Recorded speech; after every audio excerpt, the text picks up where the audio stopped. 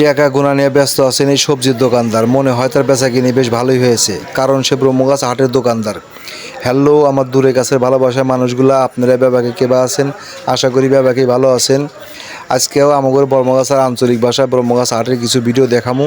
আমি এর আগেও ব্রহ্মগাছ হাটের ভিডিও দিছি, সেই ভিডিওতে আপনারা অনেক ভালোবাসা দিয়েছেন।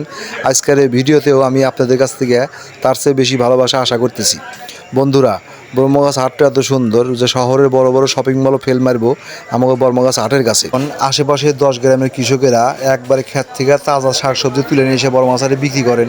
তার প্রমাণ আপনাদের চোখের সামনেই। কাঁচাই খায় দেখাইতেছে সবজি কতটা বিশুদ্ধ। এই কিশোরের মিষ্টি হাসি বোঝা দেয় এই গ্রামের মানুষ কতটা সুন্দর এবং সরল। এই হাটে কিন্তু ফরমালিন মুক্ত বিভিন্ন ধরনের শাকসবজি পাবেন। এই হাটে কিন্তু পাইকারি এবং খুচরা সকল ধরনের বেচাকিনি হয়।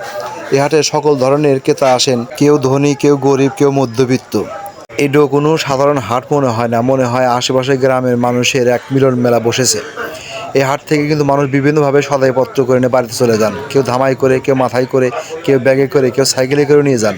মানুষের ভিড় ঠেলে একটু সামনে যায় দেখতেছি তালের আটি কাটতেছে সুন্দর করে। তালের গাও থেকে আঁশ ছাড়াইয়া ভিতর থেকে সাদা শ্বাস বের করতেছে। একখান তালের আটি শ্বাস খেলে একবার কলজা ঠান্ডা। এরপর দেখি পানের দোকানদার সুন্দর করে পানগুলো সাজা রাখছে। পাশে আবার দেখি মিষ্টি আর জিলেবির দোকান। একবারে না হয়ে এসে তো বাড়ি খেলেও মিষ্টি আর জিলেবির গন্ধ। এই কাহা দিয়ে বসে আছে, কাহা একটা পান বানাও।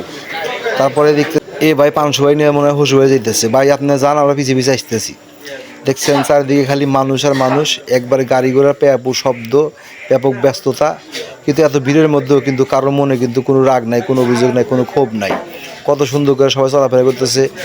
তো বন্ধু, আমার এই হাটের ভিডিওটা আপনাদের কাছে কেমন লাগলো অবশ্যই কিন্তু কমেন্টে জানাইবেন। ভালো লাগলে কিন্তু শেয়ার করতে ভুলবেন না। ভালো থাকবেন সবাই, ধন্যবাদ সবাইকে। আবার দেখাবো অন্য কোনো ভিডিওতে।